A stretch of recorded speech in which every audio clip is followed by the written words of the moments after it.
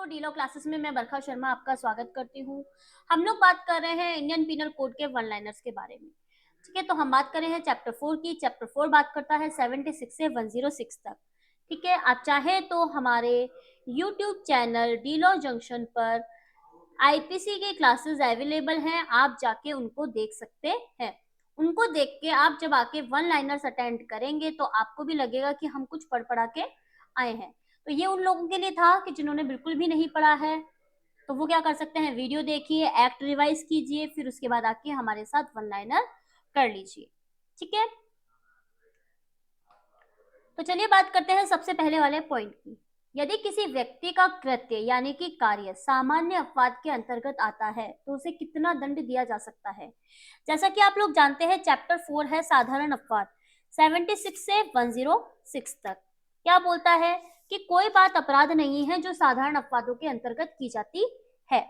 ठीक है, तो यदि किसी व्यक्ति का कृत्य यानी कि कार्य सामान्य अपवाद यानी कि जनरल एक्सेप्शंस के अंतर्गत आता है तो उसको किसी भी दंड से दंडित नहीं किया जाएगा, क्योंकि ऐसा माना जाता है कि अगर सामान्य अपवादों के अंतर्गत कोई कार्य किया गया है तो वो अपराध नहीं होता है। ठीक है, सूत्र तथ्यगत भूल क्षम्य है, संबंधित किससे है।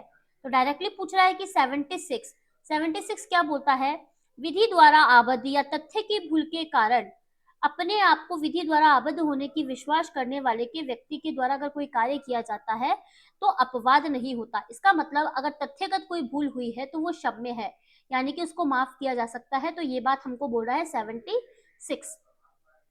ये बात बोल रहा है कोई बात अपराध नहीं है जो, कौन सी बात, जो तथ्य की भूल के कारण एक ऐसे व्यक्ति के द्वारा की जाए जो सद्भावना पूर्वक विश्वास करता है कि उसे करने के लिए वो विधि द्वारा आबद्ध था। कहाँ पे बताया गया है, 76 में। फिर बोल रहा है इग्नोरेशिया जूरिस नॉन एग्जीक्यूट के सिद्धांत से तात्पर्य है। इसका मतलब यहाँ पे हमको एक मैगजीम दी गई है और उस मैगजीम का हमको अर्थ बताया गया है। तो क्या बता रहा है कि विधि की जानकारी ना होना कोई माफी नहीं है, क्योंकि ऐसा माना जाता है कि जो व्यक्ति जिस देश में होता है उसको पता होता है कि भाई ये चीज अपराध होती है। जैसे कि हम सबको पता है कि हम किसी की मृत्यु कारित करेंगे तो वो हत्या से दंडित किया जाएगा। ठीक है, तो ये बोल रहा है इग्नोरेशिया जूरिस नॉन एग्जीक्यूट का सिद्धांत संबंधित है कि विधि की जानकारी ना होना माफी योग्य नहीं है। अब नेक्स्ट क्वेश्चन बोलता है कि किस लेखक ने अवधारित किया कि मनुष्य की कानून की अज्ञानता इसलिए क्षम्य नहीं की जा सकती क्योंकि वह उसे जानने के लिए आबद्ध था। तो ये कथन कहा था बैली ने। ठीक है, फिर आता है 77 1860, जिसमें कहा गया है कि कोई बात कार्य अपराध नहीं है जो न्यायाधीश द्वारा न्यायिक कार्य करते हुए किया जाए। ठीक है, कि कोई बात अपराध नहीं है जो न्यायिक कार्य करते हुए न्याय, यानी कि जो जज का काम होता है वो अपराध नहीं है। अगर जज ने किसी व्यक्ति को मृत्यु दंड दिया तो वो अपराध नहीं माना जाएगा। कहाँ कहा गया है, 77 में कहा गया है। फिर आता है 79, भारतीय दंड संहिता की कौन सी धारा विधि की भूल क्षम्य नहीं है सिद्धांत को समाविष्ट करती है। तो विधि की भूल क्षम्य नहीं है ये बताती है हमको 79। ठीक है, 79 को देखें एक बार। 79 बोल रहा है विधि द्वारा न्यायानुमूत या तथ्य की भूल से अपने आप को विधि द्वारा न्यायानुमूत विश्वास करने वाले व्यक्ति के द्वारा किया गया कार्य, यानी कि कोई बात अपराध नहीं है जो किसी ऐसे व्यक्ति के द्वारा किया जाए जो उसे करने के लिए विधि के द्वारा न्यायानुमूत हो, यानी विधि ने उसको ऑथराइज्ड किया हो, या तथ्य के भूल के कारण वो अपने आप को विधि के द्वारा आबद्ध होना मानता है। ठीक है, ये वाली बात हमको कहाँ पे बोली गई है, 79 में बोली गई है। तो हमको किससे कनेक्ट करना चाहिए, 76 में, क्योंकि वहां पे भी किसकी बात कर रहा था, तथ्य की भूल के बारे में। ठीक है, अब ये बोल रहा है कि न्यायालय की आदेशिका का अनुपालन करते हुए सद्भावना पूर्वक किया गया कार्य भारतीय दंड संहिता की किस धारा के अंतर्गत सामान्य अपवादों के अंतर्गत आता है।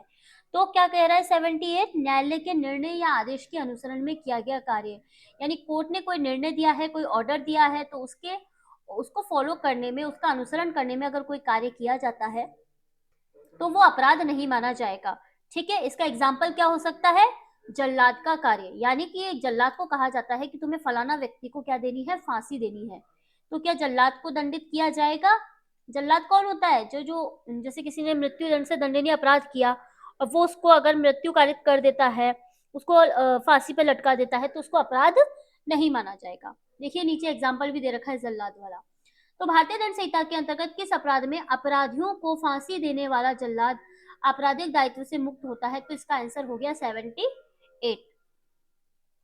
भारतीय दंड संहिता की कौन सी धारा कहती है कि कोई अपराध नहीं है जो दुर्घटना में कारित किया जाए? तो दुर्घटना को सीधे संबंधित किससे करना है? 80, यानी कि 80 में हुई दुर्घटना।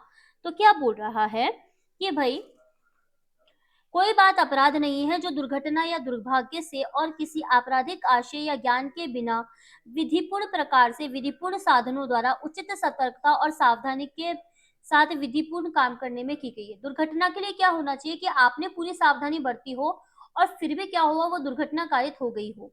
तो इसके लिए एक बहुत ही फेमस जो होता है एग्जाम्पल है, जो इसका इलस्ट्रेशन है कि कै कुल्हाड़ी से काम कर रहा है। ये कै नाम का व्यक्ति है, ये पेड़ पे कुल्हाड़ी से काम कर रहा है, ये कुल्हाड़ी से काम कर रहा है।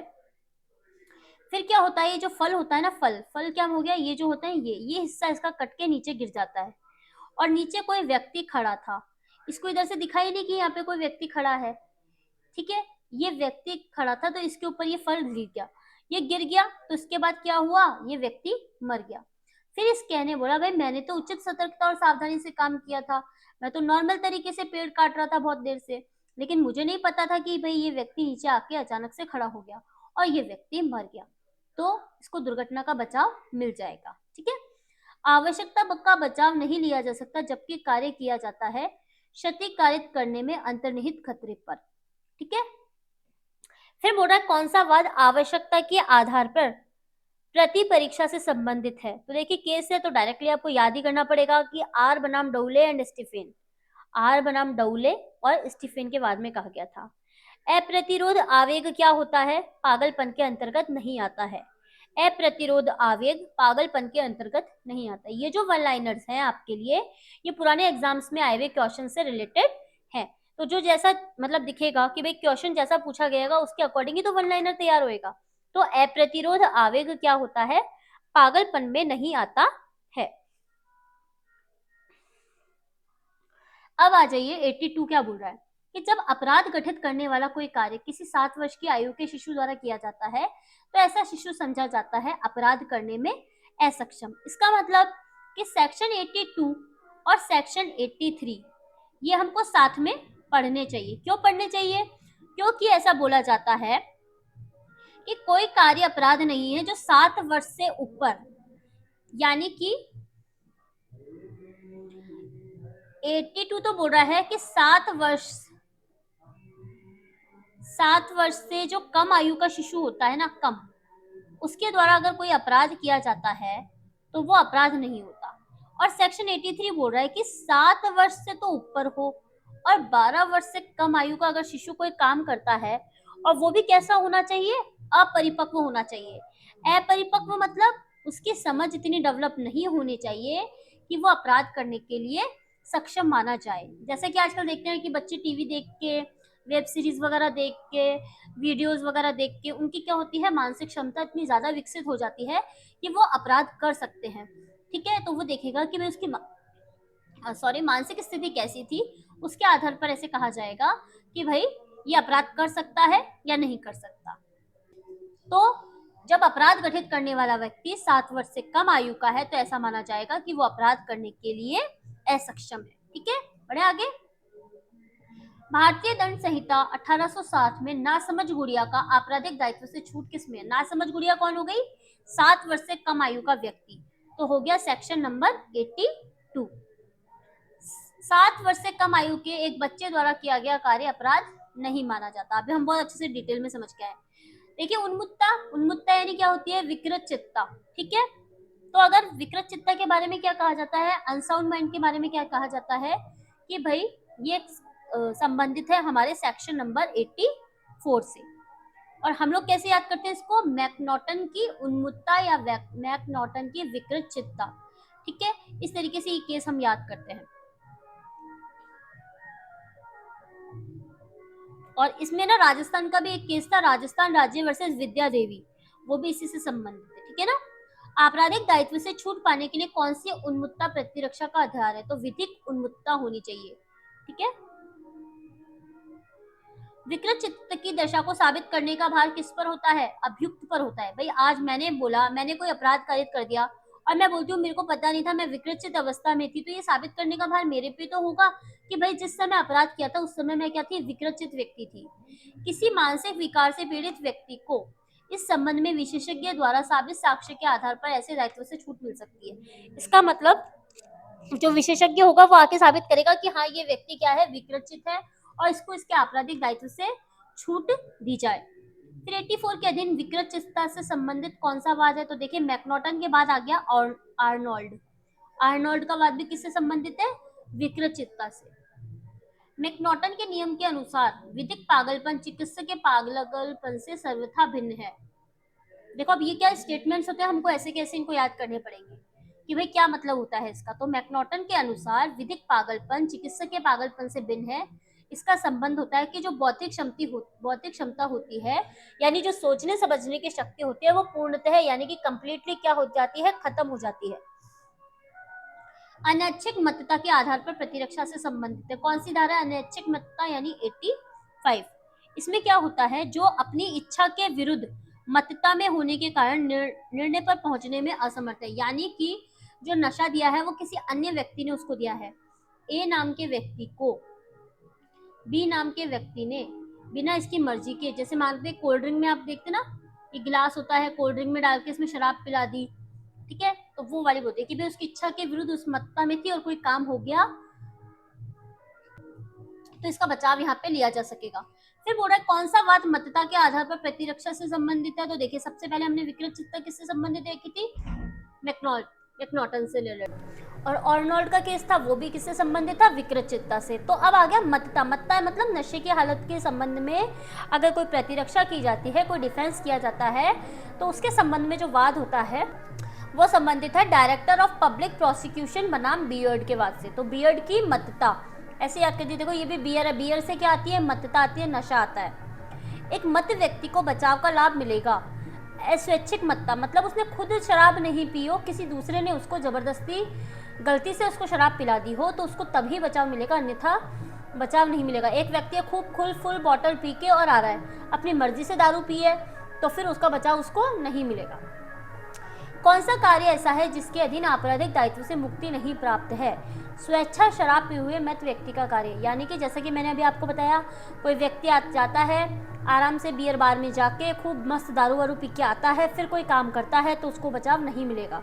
अगर किसी और ने कोल्ड ड्रिंक में शराब मिला के या कोई गलती से नशे की दवाई दे दी तो उसको दायित्व के अधीन होगा, अन्यथा वो नहीं होगा। कौन सी धारा स्वैच्छिक मदिरापान से संबंधित है, तो 86 में होता है कि स्वैच्छिक मदिरापान किया है और उसके लिए उसको विशेष ज्ञान की आवश्यकता है। फिर बोल रहे किस मामले में सहमति स्वतंत्र मानी जाती है, ऐसे शिशु के द्वारा दी गई सहमति जो 12 वर्ष से ऊपर है और 14 वर्ष से कम उम्र का है। अब देखिए कौन सा वाद वॉलेंटाइन नॉन फिट इंजूरिया के नियम से संबंधित है, तो हो गया 87। ठीक है, डायरेक्टली क्वेश्चन पूछ रहा है मैगजीन देख के, तो हमको सेक्शन याद करना ही पड़ेगा। 31 कहता है सूत्र सहमति से कार्य क्षति को क्षति नहीं कहते, भारतीय दंड संहिता की किस धारा में समाविष्ट किया गया है। सहमति से अगर कोई क्षति कारित की गई है तो उसको क्षति नहीं कहते, ये कहा गया है 87 में। अब आप बोलेंगे मैम एक एग्जाम्पल से समझा दीजिए, तो ठीक है हम एक एग्जाम्पल दे सकते हैं। आप देखते होंगे रेसलिंग में क्या होता है कि दो बंदे लड़ते हैं, ठीक है, वो दंड लड़ते हैं, तब क्या होता है एक कंसेंट लेटर उनसे साइन करवाया जाता है कि भाई अगर इस लड़ने के परिणाम स्वरूप कोई मृत्यु कारित हो जाती है या कोई क्षति कारित हो जाती है तो वो दायित्व के अधीन नहीं होगा। तो उन्होंने क्या किया, सहमति से क्या करी, वो क्षति कारित करना सहन किया, तो उसके लिए उसको दंडित नहीं किया जाएगा। तो किससे संबंधित हो गया, सेक्शन 87 से। फिर बोल रहा है कि संरक्षक द्वारा या उसकी सम्मति से शिशु या उन्मुक्त व्यक्ति के फायदे के लिए सद्भावना पूर्वक किया गया कोई कार्य अपराध नहीं है। कहाँ पे दे रखा है, सेक्शन नंबर 89। डायरेक्टली हमको सेक्शन पूछ लिया, तो संरक्षक को संरक्षण कहाँ से मिल रहा है, 89 से। संरक्षक को संरक्षण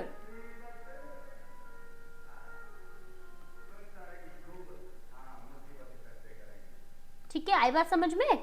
फिर आ जाइए सेक्शन नंबर 90 में, ठीक है, इसके थोड़े से वन लाइनर ज्यादा होंगे पर कोई ना, हम करते हुए चलेंगे। तो बोल रहा है कि भारतीय दंड संहिता की कौन सी धारा उन शर्तों का वर्णन करती है जिनसे प्राप्त की गई सहमति को स्वतंत्र सहमति नहीं माना जाता। तो इसमें क्या कहा गया है, 90 क्या बोलता है, सम्मति जब भय या भ्रम के अधीन दी गई हो, फियर में दी गई हो, ठीक है, डर में अगर कोई सहमति दी गई है तो उसको स्वतंत्र सहमति नहीं माना जा सकता। फिर बोल रहा है कौन सा वाद व्यक्तिगत सुरक्षा के अधिकार से संबंधित है, तो जयदेव का वाद, व्यक्तिगत सुरक्षा जयदेव का वाद। फिर आता है भारतीय दंड संहिता 90 के अधीन सहमति स्वतंत्र सहमति कही जाती है जब वो 12 वर्ष से अधिक आयु के शिशु के द्वारा दी गई हो, ठीक है, इसमें डायरेक्टली दे रखा है। इसका देखिए आप सेकंड नंबर का पॉइंट, शिशु की सम्मति, यदि वह सम्मति ऐसे व्यक्ति ने दी हो जो 12 वर्ष से कम आयु का हो।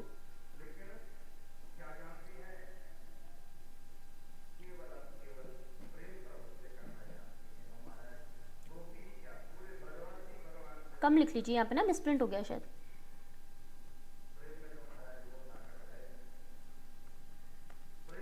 किस धारा में सद्भाव शब्दों को उपयोग में नहीं लिया गया है, तो सेक्शन 90, ठीक है। फिर आता है कि किस धारा के अनुसार सद्भावना पूर्वक दी गई संसूचना उस अपहानि के कारण अपराध नहीं है जो उसे व्यक्ति को दी हो जिसे वह दी गई व्यक्ति उस व्यक्ति के फायदे के लिए हो। अब एक डॉक्टर है, वो बताना चाहता है सामने वाले व्यक्ति को कि भाई तुम इस भयंकर बीमारी से ग्रसित हो, मान लीजिए कैंसर से ग्रसित है, तो भाई कैंसर से ग्रसित है उसको बता देता है। अब उसको समझ के वो मर जाता है, मतलब जैसे ही उसने सुना कि भाई मैं कैंसर से ग्रसित हूँ तो उसको क्या आता है, अटैक आ जाता है। तो वो कैंसर से तो नहीं मरा और अटैक से मर गया, यानी कि हार्ट अटैक आ गया उसको, वो उससे मर गया। तो क्या उसके लिए डॉक्टर को दायित्व नहीं माना जाएगा? बिल्कुल नहीं माना जाएगा, क्योंकि डॉक्टर का दायित्व था कि वो उसको बताए कि भाई तुम अपना कैंसर का इलाज कराओ, नहीं तो तुम कल मरते आज ही मर जाओगे, ठीक है। चाहे वो मर गया अटैक से, लेकिन वो बात कहाँ पे कही गई है, 93 में, ठीक है।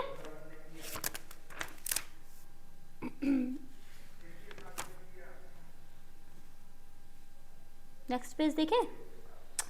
अब आता है डकैतों के एक ग्रोह के द्वारा तुरंत हत्या की धमकी वश एक लोहार ने एक जौहरी की तिजोरी तोड़कर खोल दी।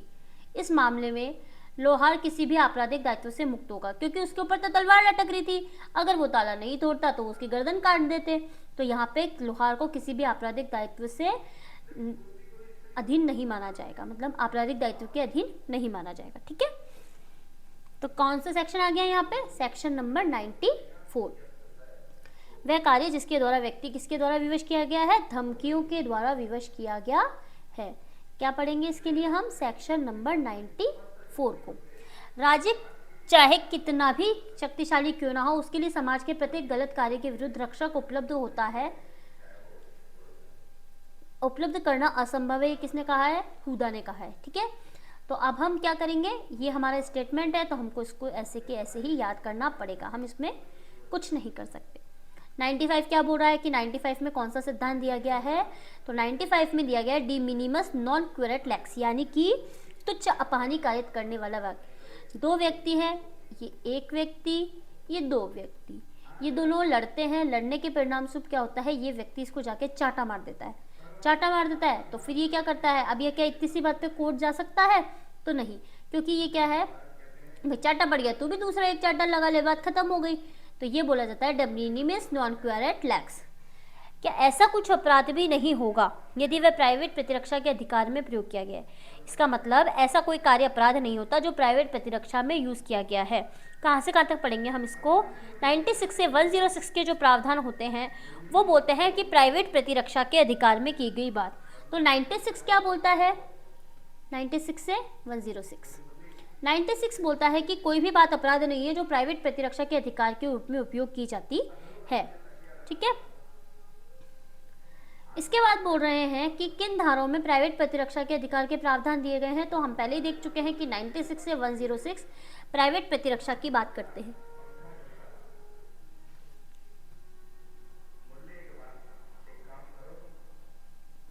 सेक्शन 97 स्पष्ट रूप से कहा गया है कि प्राइवेट प्रतिरक्षा का अधिकार उन निबंधों के अधीन है जो निहित है 99। इसका मतलब कि जो 97 कहता है कि शरीर तथा संपत्ति की प्राइवेट प्रतिरक्षा का अधिकार सेक्शन जो 99 है उनके निबंधनों के अधीन। अब सेक्शन 99 क्या बोलता है, सेक्शन 99 कहता है परिस्थितियां जिनमें प्राइवेट प्रतिरक्षा का अधिकार उपलब्ध नहीं है, ठीक है, प्राइवेट प्रतिरक्षा उपलब्ध नहीं है, ये हमको 99 में बताया गया है। तो ये बोल रहा है कि 97 में कहा गया है कि शरीर और प्राइवेट प्रतिरक्षा का जो अधिकार होता है वो सेक्शन 99 के निर्बंधन जो भी प्रोविजंस वगैरह दिए गए हैं उसके अधीन होता है। अभी बोला प्राइवेट प्रतिरक्षा का अधिकार किसको उपलब्ध है? सभी व्यक्तियों को, आयु और सक्षमता की अपेक्षा के बिना सभी को उपलब्ध है। कौन से अपराध में किसके विरुद्ध प्राइवेट प्रतिरक्षा का अधिकार नहीं है? तो संपत्ति के आपराधिक दुर्विनियोग में प्राइवेट प्रतिरक्षा का अधिकार नहीं है। विश्वनाथ उत्तर प्रदेश का राज्य किससे संबंधित है? प्राइवेट प्रतिरक्षा के अधिकार से संबंधित है। प्राइवेट प्रतिरक्षा का अधिकार अस्वस्थ चित्त व्यक्ति, मध्य व्यक्ति या उस व्यक्ति के विरुद्ध भी उपलब्ध होता है जो अपनी कम आयु के कारण अपराधी का दायी माना जा सकता है। अर्थात 7 वर्ष से कम आयु का बालक भारतीय दंड संहिता की किस धारा में कहा गया है? तो इसमें कहा गया है कि भाई 98 जो होता है उसके अंतर्गत अगर अस्वस्थ मतलब किसी व्यक्ति को अपनी प्राइवेट प्रतिरक्षा का अधिकार विकृचित व्यक्ति के विरुद्ध भी यूज करने का अधिकार है, तो ये बात हमको 98 में कही है। इसका जो कंक्लूजन है ना वो यही बोल रहा है कि सेक्शन 98 में एक व्यक्ति को प्राइवेट प्रतिरक्षा का अधिकार जो विकृचित व्यक्ति होता है उसके विरुद्ध भी उपलब्ध होता है, यानी विकृचित व्यक्ति की भी मृत्यु कारित कर सकता है। तो शरीर की प्राइवेट प्रतिरक्षा का अधिकार हमलावर की मृत्यु कारित करने का विस्तार तक होता है यदि हमलावर का कृत्य ऐसी प्रकृति का है जो डेथ कारित करे, ग्रीवियस हर्ट कारित करे या रेप करे। ठीक है, यहाँ पे हमको सिचुएशंस दी गई है। कहाँ पे दी गई है ये वाली सिचुएशन? ये हमको दी गई है 100 में। 100 में कितनी सिचुएशंस दी गई है? 100 में दी गई है हमको 7 सिचुएशन दे रखी है। सबसे पहले डेथ आ गई, फिर ग्रीवियस हर्ट आ गई, फिर रेप आ गया, फिर आ गया जो अपने प्रकृति के विरुद्ध काम होते हैं वो आ गए, फिर सैदोष परिरोध आ गया, फिर अम्ल फेंकने का काम आ गया। तो ये सारे क्या करते हैं? इनके अकॉर्डिंग अगर ऐसा काम किया जाता है तो उस व्यक्ति के विरुद्ध प्राइवेट प्रतिरक्षा का अधिकार उपलब्ध होता है। किस परिस्थिति में शरीर की व्यक्तिगत प्रतिरक्षा मृत्यु कारित करने तक विस्तृत है? तो कोई किसी पर तेजाब फेंकने का काम करेगा, गंभीर उपहति कारित करेगा तो उसके विरुद्ध क्या की जा सकती है? मृत्यु कारित की जा सकती है। अब ये बोल रहा है कि किस धारा में व्यक्तिगत सुरक्षा के अधिकार के कार्यान्वयन में मृत्यु कारित की जा सकती है। तो अभी हम पढ़ के आए कि सेक्शन जो 100 है वो ये बता जाता है कि शरीर की प्राइवेट प्रतिरक्षा का यूज करते हुए कब मृत्यु कारित की जा सकती है, और 7 सिचुएशन हमको दे रखी है। अब ये बोल रहा है किस अपराध में आत्मरक्षा के अधिकार का विस्तार अपराधी की मृत्यु कारित करने के लिए प्रयोग नहीं किया जा सकता। तो हमने देखा कि 7 तरीके के अपराध दे रखे हैं, जैसे कि हो गया डेथ हो गई, ग्रीवियस हर्ट हो गया, रेप हो गया, ठीक है, प्रकृति के विरुद्ध काम हो गया, प्रकृति के विरुद्ध। फिर इसके बाद कौन सा आ गया था? सैदोष परिरोध आ गया। फिर इसके बाद कौन सा आ गया? इसके बाद आ गया उपहति कारित करने का, वो था ना, क्या कहते हैं, हाँ, घोर उपहति, अम्ल फेंकने वाला काम आ गया ना, अम्ल फेंकना। 1 2 3 4 5 6 अम्ल फेंकने का काम आ गया।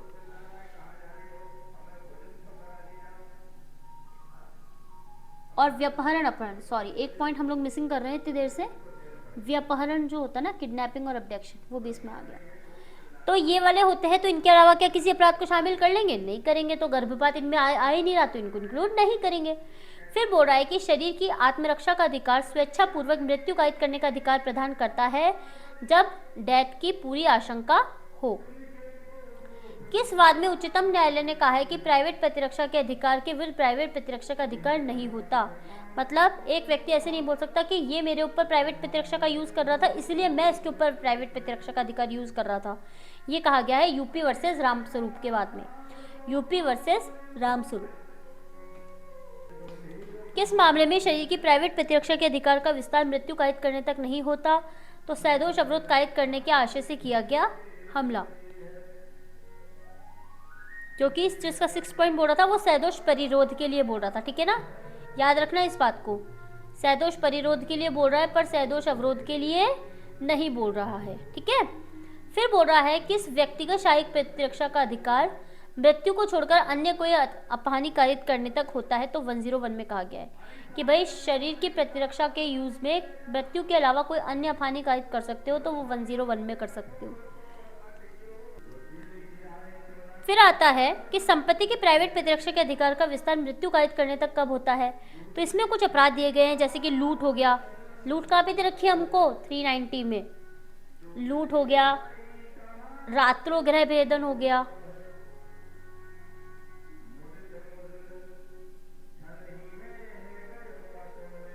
इसके साथ कौन सा हो गया, रिष्टि हो गई, वो भी किसके द्वारा, अग्नि के द्वारा।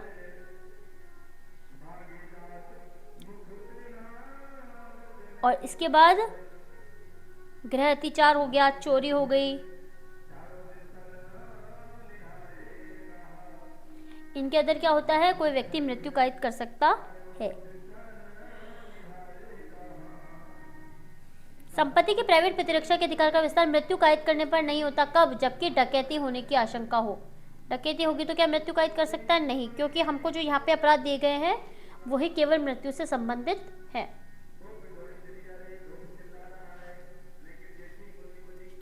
अब आप बोले कि मैम यहाँ पे आपने चोरी वगैरह बता दी है, तो चोरी वगैरह इसलिए बताया कि चोरी, रिष्टि या गृह अतिचार ऐसी परिस्थिति में होता है कि वो दूसरे व्यक्ति की मृत्यु कायित कर देगा, तब वो प्राइवेट प्रतिरक्षा का अधिकार यूज कर सकता है।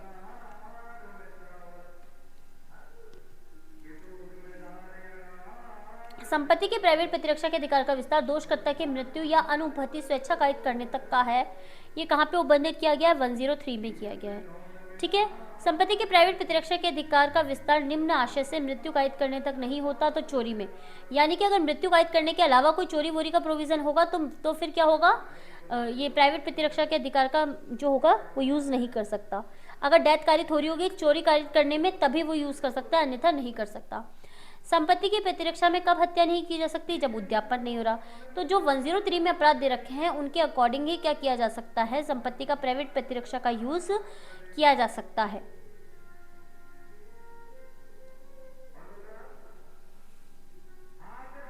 किसमें संपत्ति की निजी सुरक्षा का अधिकार प्रारंभ होता है, जैसे संपत्ति पर खतरा होगा तो और जब तक खतरा बना रहेगा तब तक क्या होता है, सुरक्षा का अधिकार प्रारंभ होता है और बना रहता है। 105 के तृतीय भाग की भाषा भारतीय दंड संहिता के निम्न में से किस धारा के समान है, तो 39 के समान है। अब 105 क्या है देखिए आप, 105 बोलता है संपत्ति के प्राइवेट प्रतिरक्षा के अधिकार का प्रारंभ और बना रहना। ठीक है,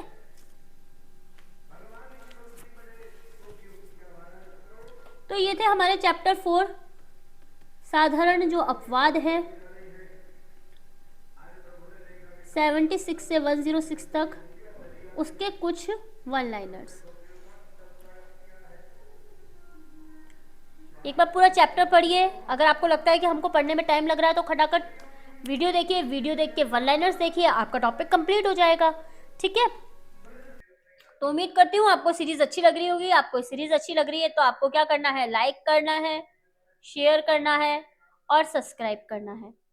ठीक है, जुड़े रहिए डीलो जंक्शन के साथ में, मिलते हैं नए लेक्चर के साथ। Thank you so much.